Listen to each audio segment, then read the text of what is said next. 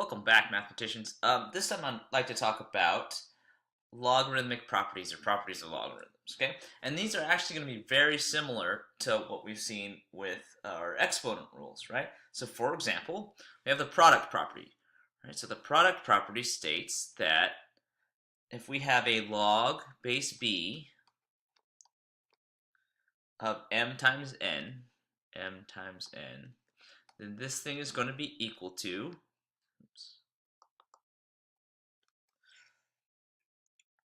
log base b m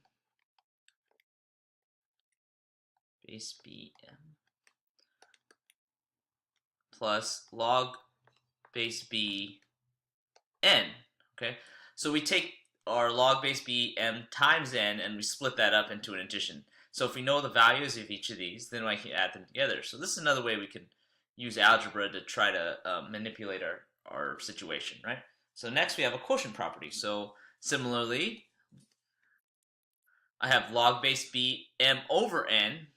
Remember from our exponent rules, when I divided the base of the exponents, I subtracted the exponents. So the same thing's going to happen here.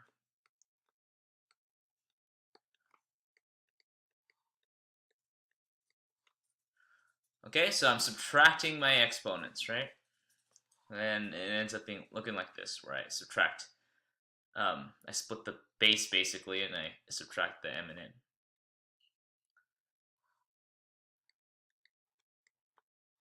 Last but not least, we have our power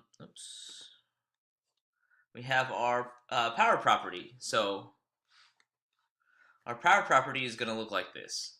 And this is one of our more useful properties because it takes a log with an exponent and removes that exponent, okay? So last chapter we we're kind of cheating by using this rule without actually knowing it. Now I'm going to state it explicitly. If we have an exponent n as a power of m, then I can take that exponent and move it to the front of our log, right? And this is actually very, very useful for us. And we'll see that in our exercise problems. So our first problem here is we're given, we don't even need a calculator, we're given two values, right? One value being log base 2 of 3, it's about 1.585, all right? We also have log base 2 of 7, which is about 2.807, all right? So what we're going to do with that is we're going to use our rule. So this is going to be our quotient rule, right? If I'm dividing my two numbers here inside of my log, then I can actually subtract it. So this is going to I'm going to use my quotient rule again. So I'm going to have log base 3 minus, log base 2 of 3 and log base 2 of 7. And look at that. I actually know the values of these things. They're up above here. So I'm going to put in their approximate value. Actually, let's make this an approximate value.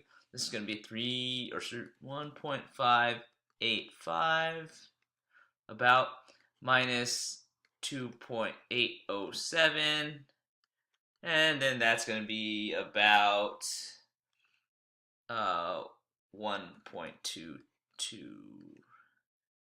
It's negative 2. All right, so there you go. That's our quotient rule now. Now, let's try this example. Okay, so this is going to be our power property. I have log base 2 of 49. Well, I don't have any values for that, right?